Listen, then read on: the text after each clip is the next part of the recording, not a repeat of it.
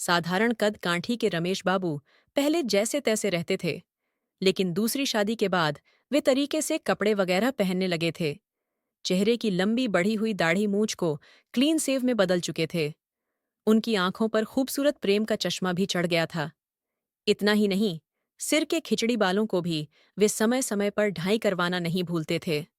वैसे तो रमेश बाबू की उम्र 50 के करीब पहुंच गई थी, लेकिन जब से उनकी मंजू से दूसरी शादी हुई थी, तब से वे सच संभल कर रहने लगे थे। इसका सुखद नतीजा ये हुआ कि वे अब 40 साल के आसपास दिखने लगे थे। इसी साल नवरात्रि के बाद अक्टूबर के दूसरे हफ्ते में रमेश बाबू मंजू से कोर्ट मैरिज कर चुके थे। तब उनकी जिंदगी में अलग ही बदलाव दिखने लगा था। पहले वह छुट्टी के बाद भी किसी बहाने देर तक अपने स्कूल में जमे रहने की कोशिश करते थे, लेकिन अब ऐसा नहीं था। अभी शाम के 5 बज रहे थे। रमेश बाबू अपनी बाइक खड़ी करके घर में कदम रख चुके थे। वह फ्रेश होने के बाद खुद को तरोताजा महसूस करने लगे थे।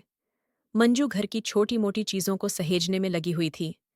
बेटा बेटी ट्यूशन पढ़ने गए थे। मंजू को अकेली देखकर रमेश बाबू ने उन्हें पकड़कर अपनी गोद में बैठाने की कोशिश की। मंजू बनावटी गुस्सा जाहिर करते हुए बोली, मम्मी जी अपने कमरे में ही हैं। आपकी आवाज सुनकर इधर आ जाएंगी। मैं अपनी माँ को बहुत अच्छी तरह से जानता हूँ। हम दोनों के रहते हुए इस कमरे में कभी नहीं आएंगी। इतना कहते हुए मंजू को अपनी बाहों में भरकर प्यार करने लगे। तभी सासू माँ ने बहू को आवाज लगाई। मंजू खुद को छुड़ाते हुए अपनी सासू माँ के कमरे की तरफ चली गई। सासू माँ ने मंजू से कहा, बहू चाय बना दो। मंजू ने हाँ कह दी। वैसे उन्हें पता है कि सास को शाम के समय अपने पड़ोसियों के घर आने जाने की बुरी आदत है। जब तक वह 2-4 लोगों से जी भरकर बातें नहीं कर लेती हैं, उनका मन ही नहीं लगता है। मंजू नीले रंग की साड़ी में काफी खूबसूरत लग रही थी। उसने अपने होठों पर हल्के गुलाबी रंग की लिपस्टिक लगा रखी थी। लंबे और खुले बाल उसकी खूबसूरती को बढ़ा रहे थे।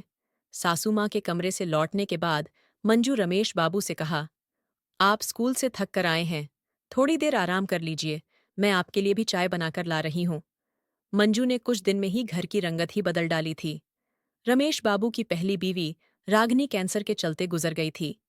तकरीबन 10 महीने तक कैंसर अस्पताल में भाग दौड़कर अपनी बीवी की समय समय पर कीमोथेरेपी कराते वह इधर उधर से पैसे जुटाकर पानी की तरह बहा चुके थे। लेकिन आखिरी बार हुई कीमोथेरेपी के बाद दस्त और उल्टी इतनी ज्यादा बढ़ गई थी कि उन्हें अकेला छोड़कर चली गई। रागिनी के मौत के बाद रमेश बाबू का घर में रहना मुश्किल हो गया था। वह बेमन से अपने घर में आते थे, वह सिर्फ अपने 8 साल के बेटे और बूढ़ी माँ के लिए। पर सब्र बुरे वक्त का सबसे बड़ा मरहम होता है। कई साल गुजर गए थे। पत्नी की मौत के बाद ऐसा लगा था कि रमेश बाबू दोबारा शादी नहीं करेंगे। जब पूरी दुनिया के साथ अपने देश में कोरोना की शुरुआत हुई, तो वास्तव के लिए आफत के लेकर आई थी। रमेश बाबू को कोरोना महामारी के दौरान अपने स्कूल में बने सेंटर में काम करना पड़ा था।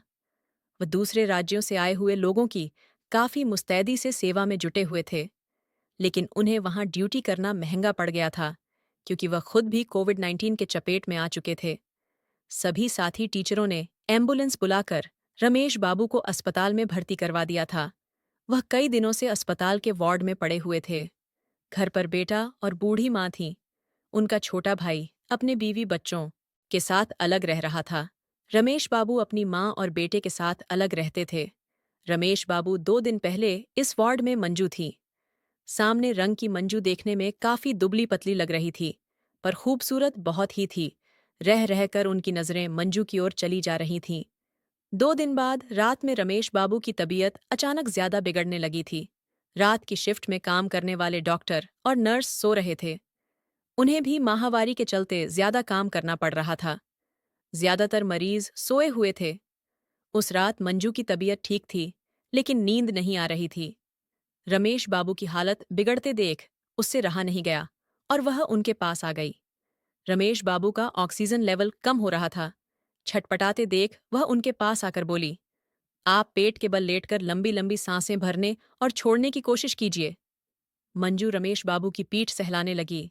इससे उन्हें राहत महसूस होने लगी थी। कुछ देर में ही उनका ऑक्सीजन लेवल सामान्य होने लगा था। उन्होंने मंजू का शुक्रिया अदा किया था। एक दिन मंजू के बगल वाले बिस्तर की अधेड़ औरत मरीज मर गई।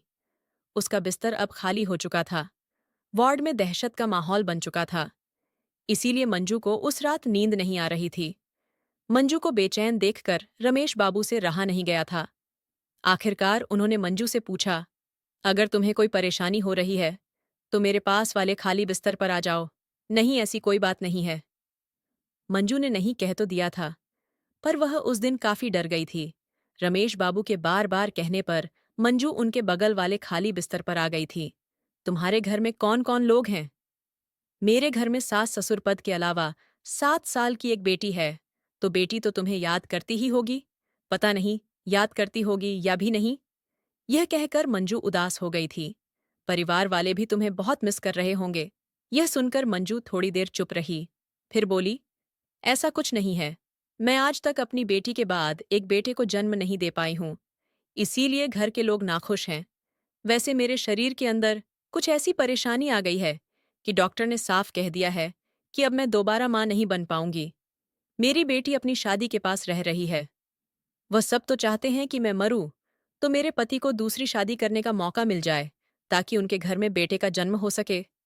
रमेश बाबू हैरानी से मंजू के चेहरे की ओर देख रहे थे। इसीलिए मैं कुछ देर तक चुप रही। फिर बोली, वैसे मैं भी अब उनको शादी करने की इजाजत दे देना चाहता हूं। रमेश बाबू को यह सब सुनकर झटका सा लगा था।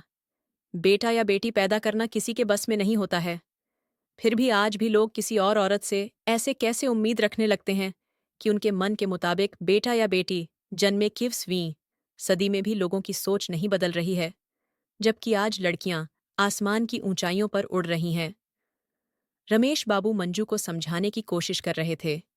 एक दूसरे के सुख दुख बांटते हुए अस्पताल में दिन बीत रहे थे। जब मंजू पूरी तरह से ठीक हो गई और डॉक्टर ने डिस्चार्ज करने की इजाजत दे दी, तभी उनके घर से कोई नहीं आया था। मंजू के पति अस्पताल में भर्ती आने के बाद यह कहकर जा चुके थे, तुम मर भी जाओगी तो मैं भी तुम्हें देखने नहीं आऊंगा। पति की यही नफरत भरी बातें मंजू को घर जाने से रोक रही थीं। वैसे वह भी अपनी सास और पद के रोज रोज के तानों से तंग आ चुकी थी। इधर रमेश बाबू मंजू को घर तक छोड़ने के लिए तैयार भी थे, लेकिन मंजू ने उनसे कहा, आप जाइए, मैं बाद में घर चली जाऊंगी। रमेश बाबू समझ गए थे तो उनसे रहा नहीं गया और बोले, चलो मेरे घर चलो। तुम मेरे घर में पूरी तरह से सुरक्षित रहोगी। तुम्हारी भावनाओं का पूरा ख्याल रखा जाएगा। मंजू जानती थी कि रमेश बाबू के साथ वह वाकई महफूज रहेगी, और फिर कुछ सोचते हुए उसने हाँ कह दी थी। अब मंजू रमेश बाबू के घर में रहने लगी थी, और इस बात का पता उसके पति और परिवार वालों को चला था तो उनके तेवर और सुर बदल गए थे। उन्होंने रमेश बाबू पर मंजू को बरगलाने का आरोप लगाया था, लेकिन मंजुला अपने फैसले पर अडिग रही थी। रमेश बाबू के परिवार की मदद से मंजू अपने पति से तलाक लेने के लिए कोर्ट में अर्जी दाखिल कर चुकी थी। तकरीबन 2.5 साल तक केस चलता रहा। जब भी वह अदालत में जाती थी, रमेश बाबू की माताजी उनके साथ रहती थीं। तकरीबन 3 साल की भागदौड़ और सामाजिक हिकारत सहने के बाद मंजू अपने पद से तलाक ले पाई थी। तलाक के अगले दिन, यानी दशहरा के बाद, अक्टूबर के दूसरे हफ्ते में कोर्ट में ही मंजू रमेश बाबू की दूसरी पत्नी बनना स्वीकार कर चुकी थी।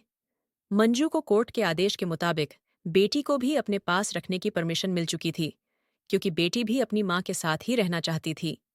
मंजू अपने सासू मां को चाय पिला चुकी थी। सासू मां चाय पीने के बाद अपनी सहेली के घर जा चुकी थी। अब मंजू ट्रे में 2 चाय कप लेकर अपने कमरे में हाजिर थी।